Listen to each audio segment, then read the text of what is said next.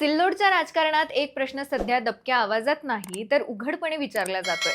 सत्तेची पकड मजबूत झाल्यावर पुढची पायरी काय असते? सत्ता स्वतःपुरती मर्यादित ठेवायची की ती पुढच्या पिढीकडे सोपवायची? छत्रपती संभाजीनगर जिल्ह्यातील सिल्लोड तालुक्यात आज नेमकं हेच घडताना दिसतंय. नगरपालिकेत निर्विवाद वर्चस्व, भाजपला धक्का, शिंदे गटाची वाढती ताकद आणि आता चर्चेत असलेला एक नवा चेहरा, आमदार अब्दुल सत्तार यांचे धाकटे पुत्र अब्दुल आमेर. जिल्हा परिषद निवडणुकीच्या पार्श्वभूमीवर हा फक्त एक उमेदवार नाही तर सिल्लोडच्या भविष्यातील राजकारणाचा संकेत आहे का? आणि हा निर्णय सत्तारांसाठी संधी ठरणार की विरोधकांच्या हाती नवं हत्यार देणार? हेच आज आपण सविस्तरपणे समजून घेणार आहोत. नमस्कार, मी अंजली आणि आपण पाहत आहात त्याचं काय महाराष्ट्र. सिल्लोड तालुक्यातील राजकारण समजून घ्यायचं असेल तर फक्त आजची बातमी पाहून चालत नाही. इथलं राजकारण वर्षानुवर्षांच्या पकडीवर, स्थानिक समीकरणांवर आणि व्यक्तिकेंद्रित नेतृत्वावर उभा आहे. आमदार अब्दुल सत्तार हे नाव सिल्लोडमध्ये केवळ आमदार म्हणून नाही तर एक राजकीय ब्रँड म्हणून ओळखलं जातं. 1984 मध्ये ग्रामपंचायत सदस्य म्हणून सुरू झालेला हा प्रवास आज मंत्रिपदापर्यंत पोहोचलाय. नगराध्यक्ष, आमदार, मंत्री अशी प्रत्येक पायरी त्यांनी सिल्लोडच्या जमिनीवरच उभी केली आहे. या राजकीय प्रवासात कुटुंबाचं योगदानही तितकंच महत्वाचं राहिलंय. सत्तार यांच्या पत्नी नफिसा बेगम तब्बल 16 वर्ष नगराध्यक्ष होत्या. त्यानंतर 2017 मध्ये आणि पुन्हा अलीकडे नगरपालिकेच्या निवडणुकीत अब्दुल समीर नगराध्यक्ष झाले आणि हीच गोष्ट विरोधकांनी घराणेशाही म्हणून मांडली. पण सिल्लोडच्या मतदारांनी त्या टीकेकडे दुर्लक्ष करत पुन्हा एकदा सत्तार कुटुंबालाच कौल दिला. नगरपालिकेचा निकाल हा सिल्लोडच्या राजकारणातला टर्निंग पॉइंट ठरला. राज्यात महायुती असली तरी सिल्लोडमध्ये भाजप आणि सत्तार यांच्यात संघर्ष कायम आहे. भाजपने ही निवडणूक प्रतिष्ठेची करत संपूर्ण ताकद पणाला लावली, पण निकाल स्पष्ट होता. 28 पैकी 25 जागा शिंदे गटाकडे गेल्या आणि भाजप अवघ्या 3 जागांवर अडकला. हा पराभव फक्त संख्येचा नव्हता तर स्थानिक पातळीवर भाजपची पकड किती कमकुवत आहे हे दाखवणारा होता. याच पार्श्वभूमीवर आता जिल्हा परिषद निवडणुकांची घोषणा झाली आहे.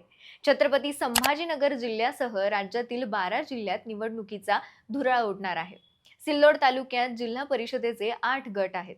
अजिंठा, शिवणा, उंडणगाव, घाटनांद्रा, पालोद, भराडी, अंधारी आणि भवण या प्रत्येक गटात स्वतंत्र जातीय, सामाजिक आणि राजकीय समीकरणं आहेत.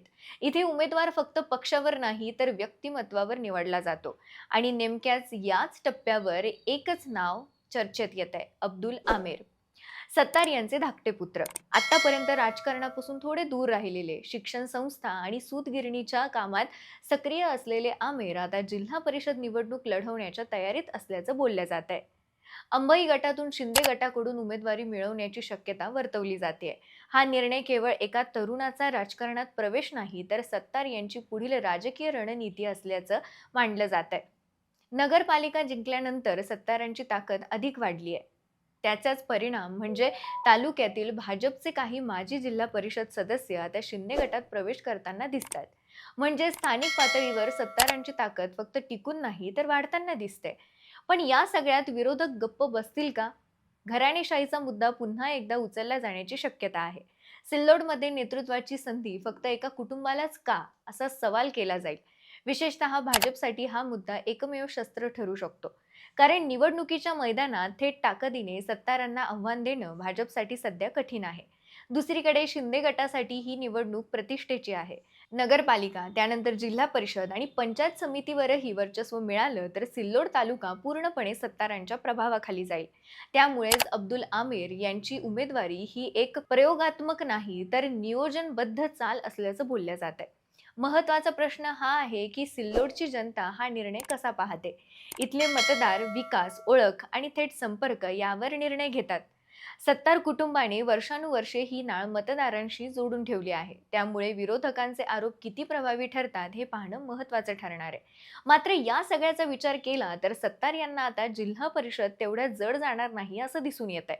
कारण विधानसभेला जे सत्तार विरोधी वातावरण तयार झालं होतं ते भाजपला नगरपालिकेत करता आलं नाही. किंबहुना सत्तार आमदार झाल्यावर तर पूर्णपणे निवळून गेलं. त्याची प्रचिती म्हणजे नगरपालिकेत त्यांना मिळालेली एक हाती सत्ता.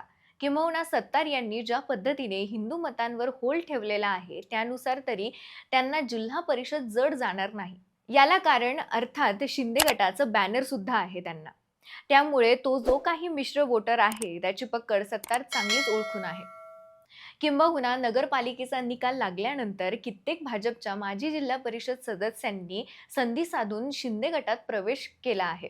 त्यामुळे जनतेत पकड असणारे महत्वाचे उमेदवार सुद्धा सत्तार यांच्या गटात आले आहेत. नक्कीच भाजपसाठी हा मोठा धोका आहे. यातून भाजप कशी सावरणार, कशा पद्धतीने समीकरणं आखली जाणार, हे सगळं बघणं आता महत्वाचं ठरणार आहे. युती झाली तर कसं? हा तर सगळ्यात मोठा यक्ष प्रश्न इथे उभा राहतो. कारण सिल्लोड, सत्तार आणि भाजप पूर्ण 36चा आकडा आहे. हे सर्वश्रुत आहेत. एकंदरीतच एकीकडे सत्तारांची वाढती ताकद, दुसरीकडे विरोधकांची घराणेशाहीची धार आणि या सगळ्यात जिल्हा परिषद निवडणुकीच्या रणांगणात उतरण्याच्या तयारीत असलेला एक नवा वारस, अब्दुल आमिर. हा प्रवेश सिल्लोडच्या राजकारणात नवं पर्व सुरू करणार का? की विरोधकांना सत्तार कुटुंबावर हल्ला करण्यासाठी आणखी एक मुद्दा मिळणार? जिल्हा परिषद निवडणुकीचा निकाल केवळ जागांचा नसेल तर तो सिल्लोडच्या भविष्यातील सत्तेची दिशा ठरवणारा असेल.